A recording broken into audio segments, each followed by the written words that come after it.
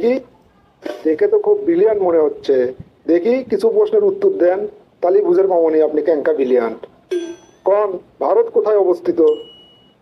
আমার সাথে আমার বন্ধু ভারত আসছে ভাইবা দিবে, তার কথা স্যার কেমনে জানলো? উনি তো এখন টয়লেটে গেছে।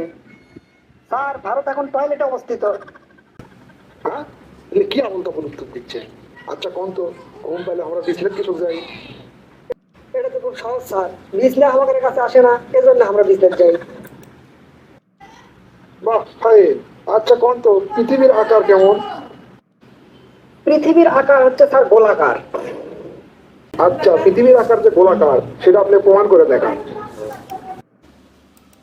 স্যার শোনেন, ক্লাস 5 এর পরীক্ষাতে একবার আসছিল পৃথিবীর আকার কেমন, তা আমি লিখছিল পৃথিবীর আকার 4 কোনা, স্যার কেটে দিল।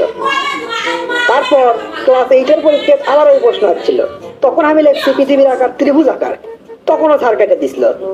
ক্লাস 9 এর পরীক্ষায় আবার ওই প্রশ্ন আসছিল, তখন আমি লিখছিলাম পৃথিবীর আকার চ্যাপ্টা, সে উত্তরে স্যার কেটে দিল। তারপর ইন্টারে পড়ার সময় আবার ওই প্রশ্ন এলো, তখন আমি লিখছিলাম পৃথিবীর আকার আয়তাকার অথবা বর্গাকার, স্যার সেটাও কেটে দিল। এখন আপনিই কোন, গোলাকার ছাড়া আর কোনোটা কি বাদ থাকলো? তাহলে তো পৃথিবীর আকার গোলাকারই। পৃথিবীর আকার নিয়ে তো আপনি বিশাল গবেষণা করতেন দেখিচ্ছি। সে ডুব দিল কিন্তু উঠলো না, এটার ইংরেজি কোন? সে ডুব দিল কিন্তু উঠলো না, স্যার এদের তো ইংরেজি খবর পাবো না, তবে আরবি খবর পারবো। ইন্টারেস্টিং তো। আজকালকার চ্যাংড়া ইংলিশে পাকা, আর আপনি করছেন আরবিতে কবে? আচ্ছা দেখি কোন তো। আর ইন্না লিল্লাহি ওয়া ইন্না ইলাইহি রাজিউন। ধুর, এটা তো বহুত পুরাতন কৌতুক, নতুন কিছু কম। এমন একটা জায়গার নাম কোন যেটা পুরুষ বানাছে কিন্তু যাবার পায় না? প্রশ্নটা তো খুব জটিল, তবে আমার কাছে উত্তর নাই, ইনকা কোনো প্রশ্ন নেই। এটা হবে স্যার লেডিস টয়লেট।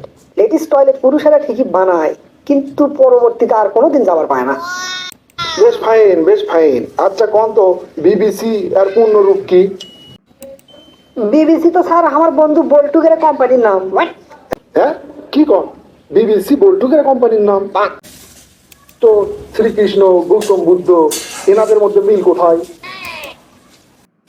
স্যার, এনাদের মধ্যে মিল হচ্ছে এনারা সবাই বিখ্যাত লোক, আর সবচেয়ে বড় মিল হচ্ছে সবলি ছুটির দিনে জন্ম নিয়েছে।